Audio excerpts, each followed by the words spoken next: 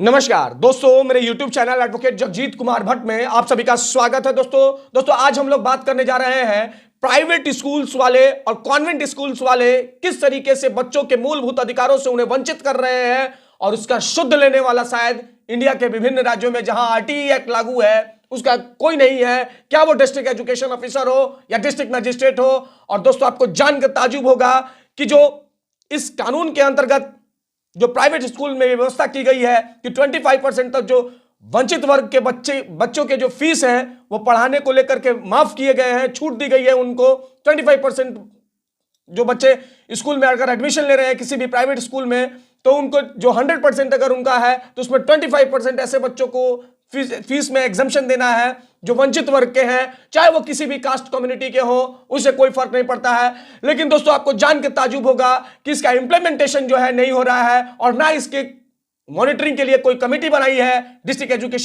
Education officer ने और ना डिस्ट्रिक्ट मजिस्ट्रेट ने। किसी ने कोई जो लॉ बनाया गया है भारत सरकार के द्वारा उसका इंप्लीमेंटेशन करने का काम नहीं किया है। और स्कूल्स वाले बच्चे अगर फीस नहीं देते हैं तो उनको स्कूल से क्लास से बाहर कर दिया जाता है, उन्हें यह कह के धमकाया जाता है कि तुम फीस नहीं दोगे तो तुम्हें एग्जाम देने से वंचित कर दिया जाएगा और क्लास के बाहर बैठा दिया जाता है या लाइब्रेरी में भेज दिया जाता है। तो सुनो स्कूल वाले, ये तुम्हारी तानाशाही नहीं चलेगी क्योंकि ये देश गवर्न होता है रूल ऑफ लॉ से और ये देश गवर्न होता है कानूनों से। और भारत सरकार का जो वेल सेटल लॉ है आरटीई एक्ट, दोस्तों आज इसमें पूरी विधिवत बात होगी कि honourable supreme court of India ने क्यों यूनियन गवर्नमेंट को इस पर नोटिस इशू किया है और क्या कहा है, हम ये भी बात करेंगे। दोस्तों कोर्ट ने जब नोटिस इशू किया तो कोर्ट ने कहा कि the right of children for the free and compulsory education RTE act 2009 के सेक्शन 12 के सब सेक्शन 1 और क्लॉज सी में जो दी गई व्यवस्थाएं हैं कि जो मैं वो व्यवस्था आपको जो सेक्शन में दी गई है व्यवस्था मैं पढ़ के बता रहा हूं दोस्तों कि that requires non-minority private unaided school to reserve at least 25% of children their entry-level seats for children belonging to disadvantaged sections of society। दोस्तों मैं आप सभी को ये बताता चलूं कि जो भी ये सेक्शन जो आरटीई एक्ट का सेक्शन 12 है उसका सब सेक्शन सी का क्लॉज 1 जो है इसे सही तरीके से लागू नहीं किया गया है और इसमें यह व्यवस्था दी गई है कि प्राइवेट अनएडेड स्कूल यानी निजी गैर सहायता प्राप्त स्कूल अपने प्रवेश स्तर की सीटों पे कम से कम 25% समाज के वंचित वर्ग के बच्चों के लिए आरक्षित करेगी। दोस्तों आपको जान के ताजुब होगा कि ये जो वीकर सेक्शंस के बच्चे थे उनको, चाहे एक तो सबसे बड़ी बात दोस्तों कि 25% में किसी भी कास्ट का बच्चा हो सकता है, वो जनरल कैटेगरी का हो सकता है, वो ईडब्ल्यूएस कैटेगरी का हो सकता है,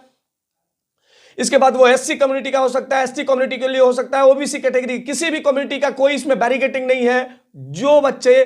वीकर सेक्शन से आते हैं उनके माता पिता फीस देने में असक्षम है वैसे बच्चों को लेने के लिए ये एंट्री जो है भारत सरकार ने आरटीई एक्ट के तहत बनाई थी। लेकिन दोस्तों आपके जान के ताजुब होगा इस कानून का इंप्लीमेंटेशन जो प्राइवेट स्कूल वाले और कॉन्वेंट स्कूल वाले हैं कहीं नहीं कर सके। क्या बिहार हो, क्या हरियाणा हो, क्या दिल्ली हो, क्या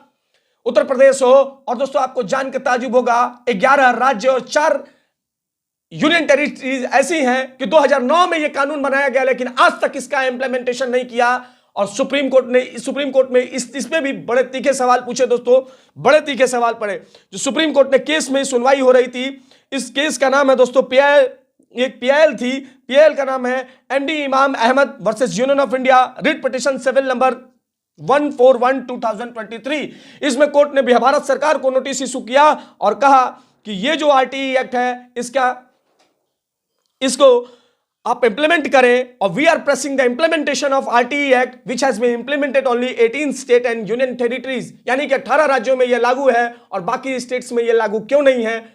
गवर्नमेंट ने सवाल पूछा। और इसके साथ दोस्तों मैं आप सभी को यह भी बता रहा हूं कि जो ये जानबूझ करके यह आरटीई एक्ट जो है प्राइवेट स्कूल्स वाले लागू नहीं कर रहे हैं। और दोस्तों आपको यह भी नहीं मालूम होगा तो मैं इस वीडियो के माध्यम से बताना चाहूंगा कि जो ये 25% है इसमें जो छूट दी गई है वो बड़े बड़े अधिकारियों के और बड़े बड़े नेताओं के बच्चों को दी गई है। रियल में जिसके लिए बनाई गई थी, यह व्यवस्था की गई थी भारत सरकार के द्वारा 2009 में, उसको मिल ही नहीं रहा है। अगर मिलता तो इसके लिए कमेटी बना करके इसकी मॉनिटरिंग की जानी चाहिए थी, लेकिन मॉनिटरिंग भी नहीं हो सकी कि आखिर ये फायदा जो है 25% फीस में छूट किसको मिल रही है, क्या जरूरतमंदों को मिल रही है। तो अगर आप ग्राउंड में जाएंगे दोस्तों तो वहां पे जरूरतमंदों को ये व्यवस्थाएं, इस छूट नहीं मिल रही है। ये छूट मिल रही है उनकी जो नेता के बच्चे हैं या नेताओं से जिनकी पैरवी है, या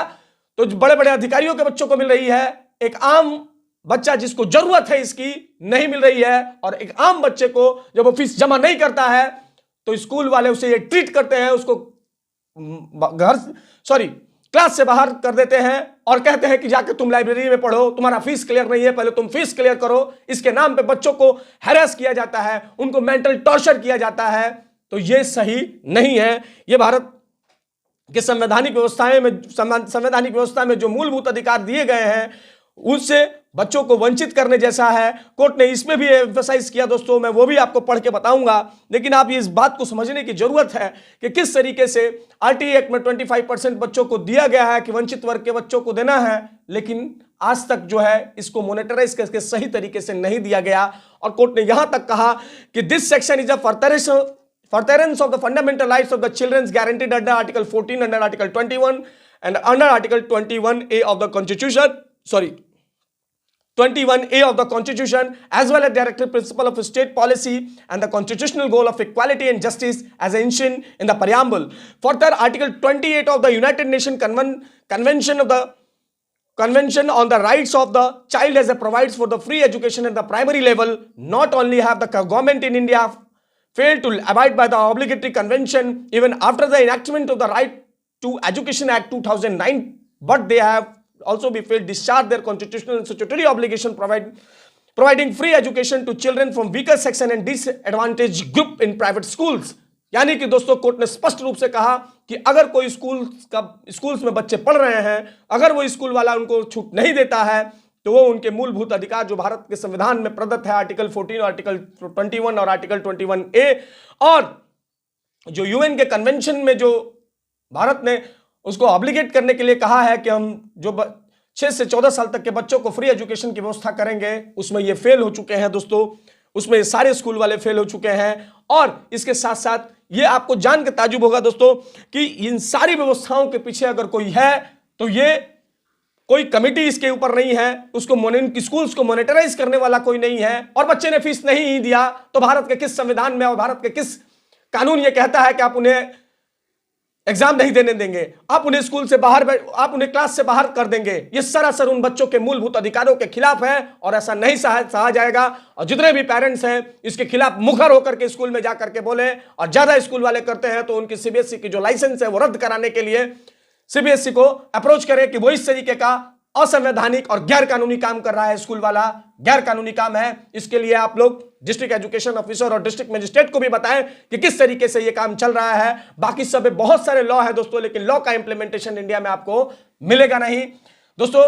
आपको ये वीडियो कैसी लगी, आपको ये इंफॉर्मेशन कैसा लगा, आप अपने कमेंट बॉक्स में राय दें। और बाकी आप स्कूल वालों का ये रवैया देखें कि किस तरीके से जब बच्चे फीस नहीं देते हैं तो उनको स्कूल से बाहर, क्लास से बाहर बैठा दिया जाता है। क्या ये उनके जो फंडामेंटल राइट से वॉयलेशन नहीं हो रहा है? इस पर अपनी कमेंट बॉक्स में राय दे। देखते रहे मेरा यूट्यूब चैनल दोस्तों, शेयर करें, सब्सक्राइब करें, लाइक करें मेरे यूट्यूब चैनल को दोस्तों। धन्यवाद दोस्तों, धन्यवाद।